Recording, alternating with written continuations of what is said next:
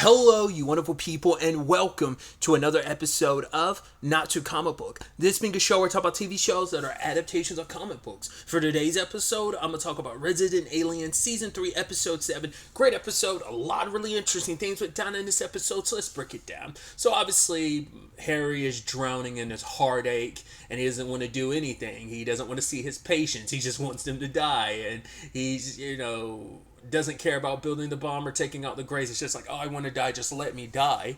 And later on, it's interesting, like a lot of family drama and dynamics. Obviously, a lot of relationships really kind of bubble to the surface in this episode. It's a lot of inter-character drama. I mean, to be fair, that's always been a part of the show anyway, but it's like a fever pitch this episode because, hey, Bridget is back. I think it's so funny that I actually thought for a second, I was like, oh, is that actually Harry's daughter? Is like, no, it's Harry's kid, alien Harry's kid, disguised as the real Harry's kid. So that was interesting.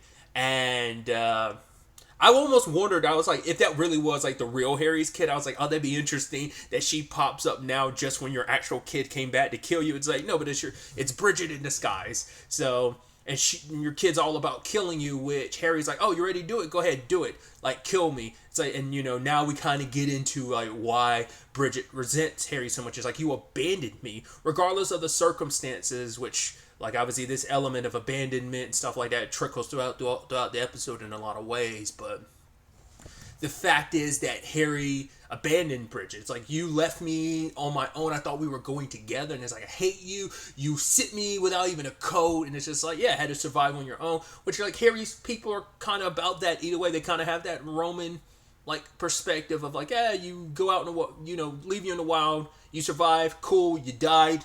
You were weak. You wouldn't have survived anyway. It almost kind of, they have that mentality. So it's understandable why, Harry probably did. Also, because Harry thought, like, oh, I'm doing the right thing. Like, besides, I got stuff here to do. I got an Earth to protect. I got to save the world. And I did what I thought was best for you. Once again, how that trickulates throughout the entire episode, that theme, I think is kind of really interesting. But yeah, I love that Bridget's plan is like, oh, I'm not going to kill you, Harry. I'm going to destroy your reputation. Made him go to a bar and be like, oh, yeah. It's like, oh, was your mom a beaver? Because, damn, girl. And the thing is, like, even though Bridget's stumbling his way through it, it's still a thing of, that's actually what Harry would do, like, if there's circumstances. But it's like, Harry, his main motivation now is like, well, I want to protect the life that I've built for myself. So I don't want Bridget kind of destroying that, because that would make things complicated. I mean, all this took your mind off your breakup, so there was that at least.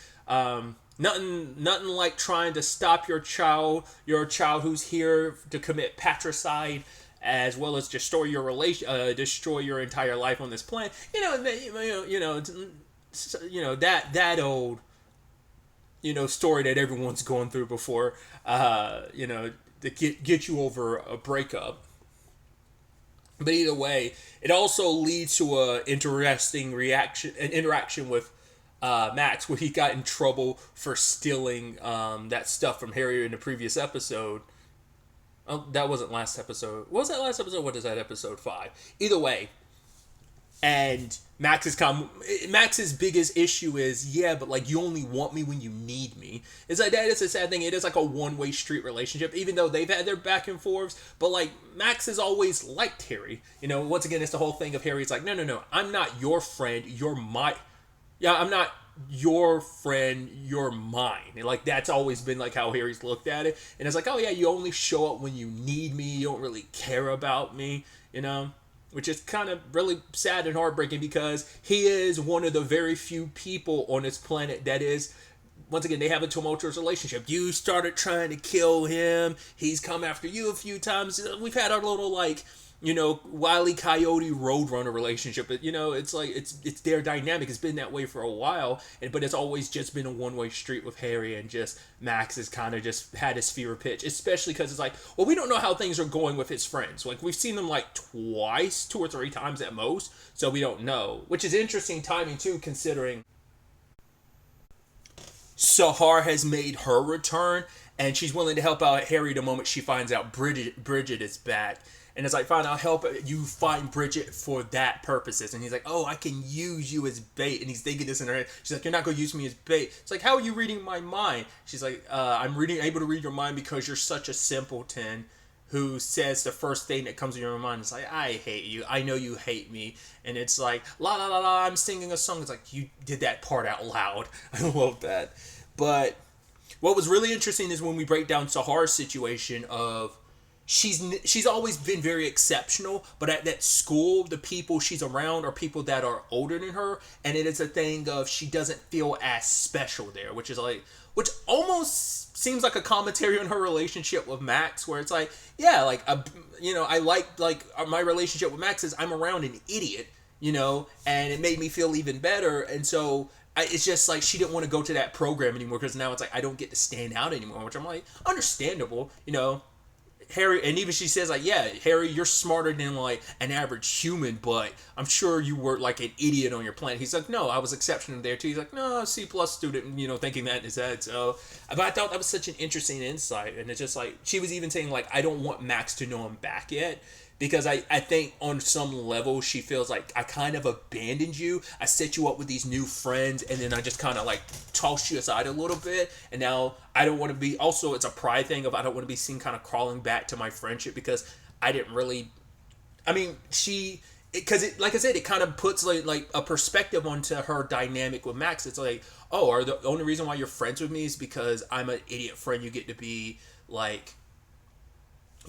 be superior to. It's more than that. They do have an actual friendship and bond, I believe, but that's going to be interesting, especially where Max is currently with Harry. I'm sure a lot of that could bleed over into Sahar, especially Sahar doesn't, it's like, wait, how long have you been back? Why didn't you immediately tell me you were back? Like, a lot of his issues with Harry, I'm sure, like I said, some of that could bleed over and be like, oh, they're parallels to his friendship with Sahar. So I don't know, that's going to be something interesting to see how they potentially tackle that story beat, whether they really dive into that or not. But either way, it does work. Wafting Sahar's scent in the air, they're able to draw Bridget in. Bridget's extremely happy to see Sahar, and then Harry immediately electrocutes and kills Bridget. It's like, wow, that's super effed up, especially because Sahar's covered in goo from Bridget. It's like, wow, you killed your own baby. But it's like, yeah, because the child would not love me. It's like, yeah, but a child doesn't have to love you. You as a parent, it's on you to love your child regardless. But yeah, Bridget's alive, and Bridget begins to shapeshift into basically every character we know, we've come to know over the course of the show, because everyone's basically been over at Harry's place in one shape or form or another in their DNAs. Everyone's, even Sahar's like, do you never vacuum in here? And it's like, yeah, like I just thought that was kind of a neat way just to kind of get every character that we kind of know involved in this situation. I even love, like, there was a pizza delivery guy. He's like, you said you were just going to use the bathroom. Like Harry was, like, his trust was broken. But it's like, yeah, it just keeps, like, this weird kind of like fight sequence of him just like prodding them and like making them explode into like gooey chunks. I just love the whole situation. And of course, the last person that Bridget takes on the form of is Max. It's so interesting too, considering where Max and Harry's relationship is, and where Bridget and Harry's relationship is as well. So when it's all said and done, though, Harry recognizes, like, right, he thought he was doing the right thing, but it's like, it is that thing of, oh, I didn't do it for you, I did it for me, and recognizing that, but also that feeling inside of his chest. It's like, oh, like, I thought this feeling would never come back, like, after everything with Heather, and now it's like a thing of, like, no, I recognize, like, I love you, and it's kind of comes to recognize, because he never fully embraced the parenthood situation. It was just kind of like a thing of, like, yeah, sure, but it was mainly kind of like I'm kind of stumbling my way through it. I mean, especially can we consider, it's like, once again, it's like, oh, you're here to kill your father. It's like, well, yes, you killed a different timeline version of Harry, because that's Harry from the future, a timeline that will never potentially happen now because of time travel shenanigans. But there's also the element of he was kind of thrust into the parentship situation. Like I said, just this neat parallel, because Asta's bio mom shows up, and you're thinking like, oh my god, they're gonna mend fences, and she's like, right, you wanted to learn more about your family? I put the DNA and stuff, I did all that, and I was like, oh, this sounds a little too good to be true. And then the moment she's handing the file over, I'm like, she's going to keep it for some reason. I'm like, what do you want? She wants money. It's like, how much do you want? It's like $750, which, I'm sure for us, it's like, that's a small price to pay to know about my family. But obviously, the biggest kick in the face is you're basically extorting me to learn about my family. It's like, that's all kinds of effed up. Like, you didn't come here really to mend fences. I was like, I wasn't in a good place at the time when we talked previously. But it's still like, nah, like, I'm going to do this. And so she ends up talking to Kayla about it. And it's like, is it Kayla or Kelly? I keep doing that. I keep switching the character's name. It is Kayla. I keep doing that. Sorry. But either way, was talking to her about it. And it's like, yeah, it's kind of messed up that your mom would do that. So, because if you pay her, you're never going to get rid of her. She's always going to be a part of your life. And it's like, is that? And that would be Kayla's like a bad thing. It's like, that's so sad that like Asa's so desperate that she's almost like, maybe I should pay her and it'd be an excuse for her to be in my life. But it's like, yeah, but she'd be in your life for all the wrong reasons. Because especially the way Asa explained it, it's like, right, she was talking to Kayla, it's like, where you come from, you can trace back your lineage. But she's like, in my book that is my life, all the pages before me are ripped out, so I have no idea. So she was still willing to do it, but it only covers her like her mom's side of the family, not her dad's. But it's like, I could give you that information. It's like, I owe desk of your dad's. It's like, or you could just tell me his name, or I can write it and put it in the desk. And it's just like, Jesus, you are trying to bleed her. Like, you have no shame, Which is like, wow, like, you suck, And then there's a conversation where her mom is like, like, you think you're better than me? You abandoned a child too. He's like, yeah, but the difference is you did it for yourself. I did it for the betterment of my own child, like to give my child the best chance possible. And then she kind of just leaves afterwards. It's like, that sucks. I mean, maybe her mom does in fact have her reasons. I don't want to go as far as saying like valid reasons, but there can be some slightly understandable circumstances we just don't know about. But she's not helping her case at all, going about things, approaching them this way, because it just makes you come off worse, You'd assume Asta's dad wouldn't. I mean, but once again, we don't know what that X factor is. We don't know, like, is her dad unaware she even exists?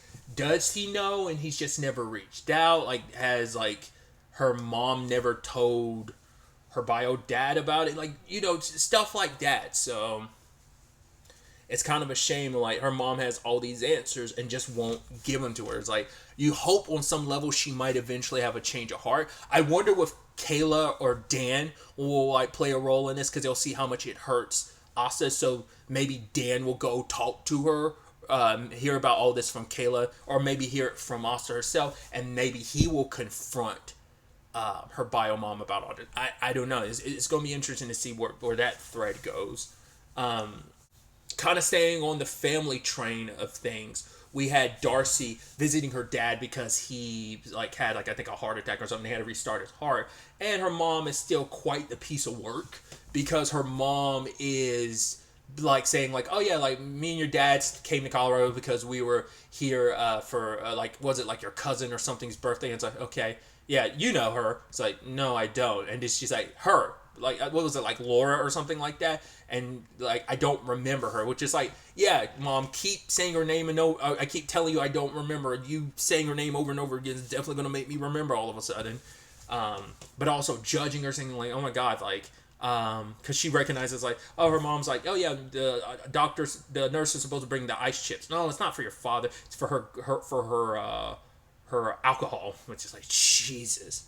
It's like, yeah, you kind of see where a lot of that comes from. And even blaming Darcy, just had to stick the knife in a little bit. It's just like, you should apologize to your father for being late. But her dad is like, I don't know if it is a thing of he'll remember this or whether he is just high on drugs. But he says like, no, I'm the one that should apologize. He's like, the fact is, we were never very supportive of you. I wasn't. But he's like, I saw one of your competitions on TV, and it's just like, when we got to see from your point of view of like how scary it is that you do what you do, and yet you do it like effortlessly. Like, the fact is, like, it's such a scary situation, like being able to see it from your point of view. It just, it took, probably being pumped full of drugs to kind of get him to open up. I'd almost thought the sad punchline to the situation was going to be that he's not actually talking about Darcy. He's talking about someone else that's in a similar profession as her, and Darcy would think it's all applicable to her, but he's actually thinking she's someone else. That's what I thought was going to be, but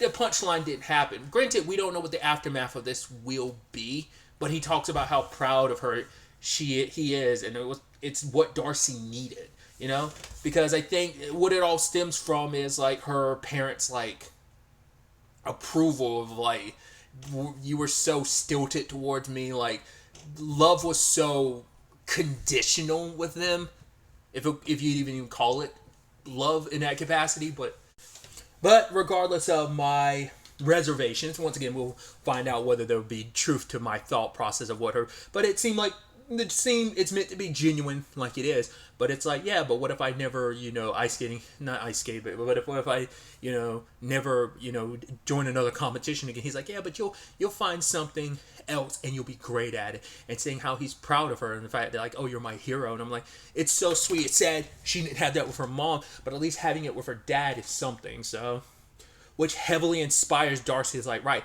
she goes and visits Elliot and tells him like, right, I hope you and your girlfriend are happy together. I hope you continue being happy. And she's like, my dad actually, I was with my dad, he was in the hospital, but he told me he was proud of me. And once again, it's like she needed to hear that, because I think how her parents view her is how she's continued to view herself. Like she doesn't have a lot of self-confidence. Once again, it's all she puts up a front, a lot of bravado just for the sake of appearing like nothing bothers her. Like she seemed like it's all a defense mechanism for how she was really feeling. It's always been that case for her over the course of the show. But she feels like, right, but I can do something. I know what I can do. I'm going to do something great that not only he's going to continue to be proud of me, but you can be proud of me too. It's like, if you never hear from me again, I was like, where's this going? And we ultimately find out it's because Harry finished the bomb, which we'll get to, and she decided to take it, like instead of Harry being the one to complete this mission, she's going to do it. She's like, yeah, she's going on kind of a suicide mission, and it's like, yeah, this is like something great I can do. And it's like, hopefully Elliot will probably come to Austin like, oh, do you know where Darcy is?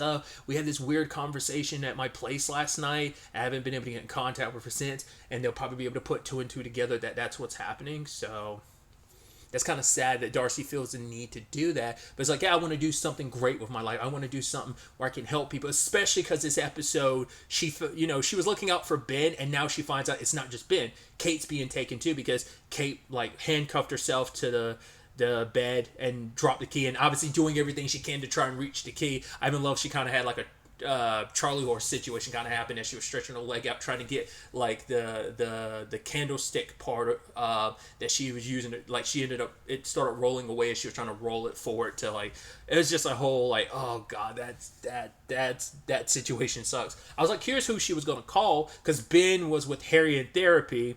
So I was like, who is she going to call? I was like, a person that immediately came to mind was Liv, but it turns out the person she called was Darcy. I was like, interesting. Because in retrospect, I'm like, I don't think her and Darcy have really been around each other at all. They haven't interacted at all this season, have they?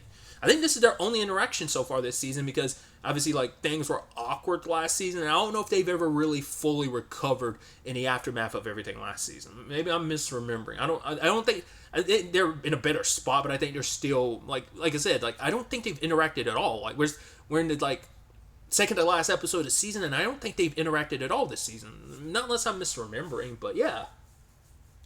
Especially too because like they got a lot closer last season as well too, which makes that even sadder. But either way, Darcy starts finally picking up on like, oh my god, Kate's being abducted too, and she's like, right, it's crazy, right? But Darcy's like, no, maybe it's not as crazy as you think it is. So it's kind of like Darcy, like that's what makes her go like, right, it isn't just Ben, it's also Kate. So I've got to do something. Like I know what's going on, and if Harry's not going to do something, I'm gonna do something about it.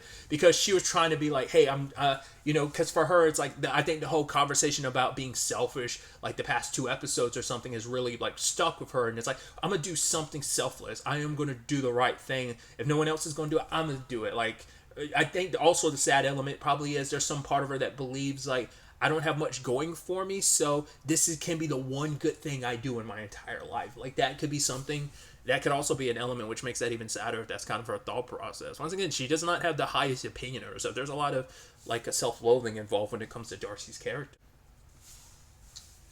At the same time this is all going down, we have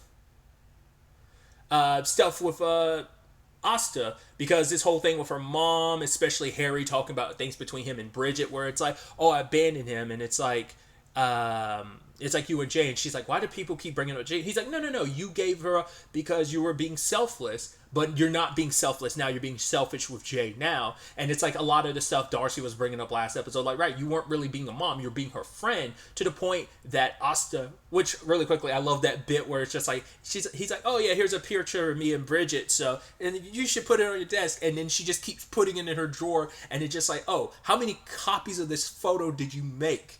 And he's like, Asta's got at least 3 of them in her desk now. But it made her like decide to take Jay back home.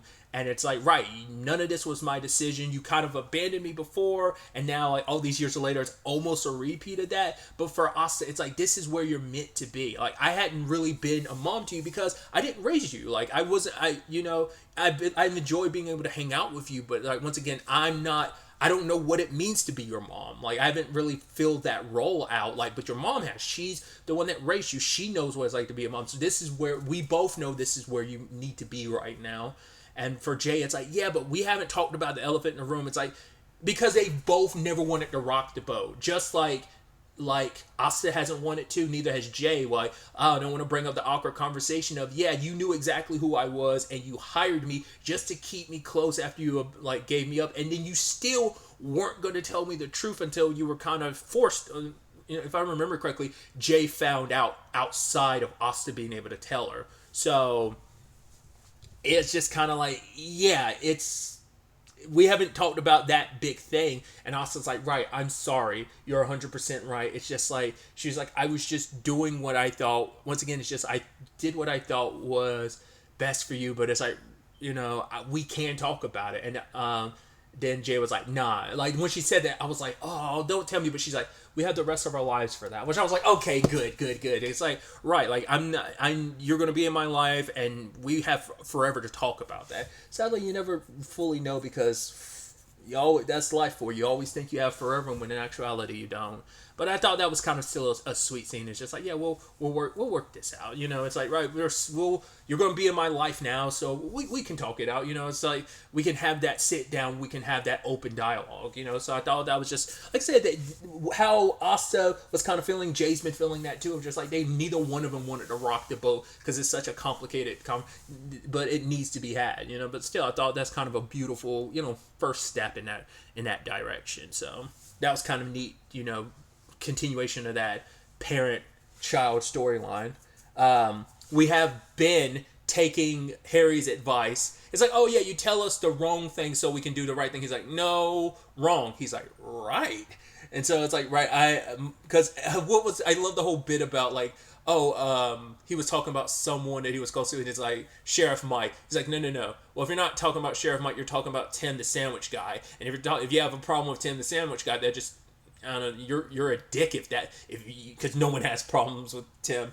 And it's like, all right, yes, it's about Sheriff Mike. And he's like, and then I love him inserting Mike and Ben into his and Heather's situation. It's like, Mike caressing Ben's face in bed and feeding him seeds, and he's like, oh, thank you for that image. But it's like, yeah, Ben decides like, well, I'm going to take the power back in our dynamic, and so he's going to get to the heart of the truth himself. So now Liv and Mike have to deal with Ben, like, keeping an eye on them as he's trying to figure out what they're keeping from him, which I thought was so dope, because he's so terrible at it. But also, Liv is back on the investigation. It's like, oh, how's your grandma doing? I don't know. I haven't checked on that. And I love she's saying that with a smile, because she's like, if I can give my grandma a heart attack, I can do anything. It's like, Liv, you're a little too happy about it.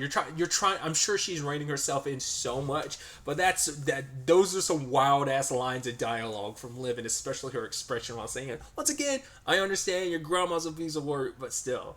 So, even with Ben on their trail, they are still working this. Ultimately, they're able to get Ben off their trail, but they're also trying to draw Joseph into a trap, which they did. It's like they went to go visit a chemist, but in actuality, it was a trap to draw out Joseph.